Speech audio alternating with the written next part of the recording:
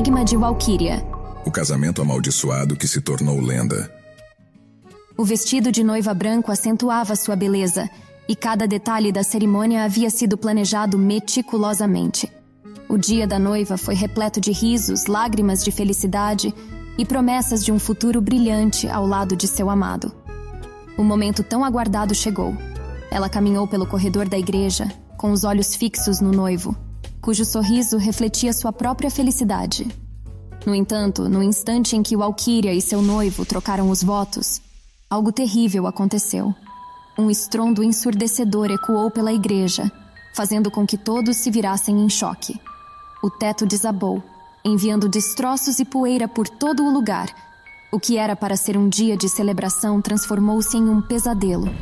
Walkíria ficou presa sob os escombros, seu vestido de noiva manchado de sujeira e poeira, sua expressão de alegria agora substituída pelo medo e desespero.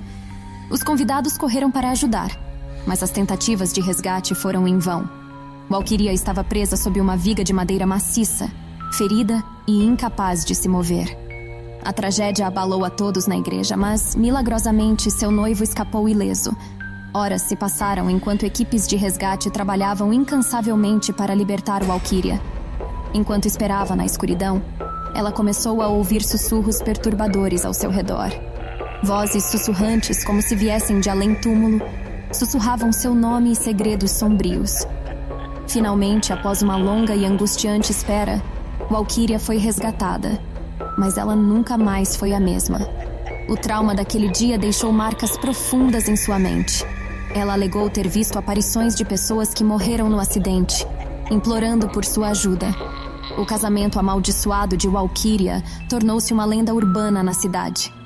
Dizem que nas noites escuras é possível ouvir os sussurros e lamentos dos espíritos que assombram a igreja onde ocorreu a tragédia. Alguns afirmam ter visto a figura pálida de Walkíria, vestida de noiva, vagando pelos corredores vazios da igreja, em busca de paz para as almas perdidas naquele fatídico dia. A história de Walkíria serve como um lembrete sombrio de como o dia mais feliz da vida de alguém pode se transformar em um pesadelo, e como a tragédia pode deixar um legado que perdura através dos sussurros das lendas urbanas. Continua a ecoar nos corações e mentes daqueles que ouvem sua história. Um lembrete de que a felicidade pode ser efêmera e que o destino muitas vezes guarda segredos sombrios. E agora, caros espectadores, queremos ouvir de vocês. Já ouviram falar de lendas urbanas assustadoras em suas cidades? Compartilhem suas próprias histórias nos comentários abaixo e construamos juntos uma comunidade de amantes do sobrenatural aqui no canal Contos de Terror.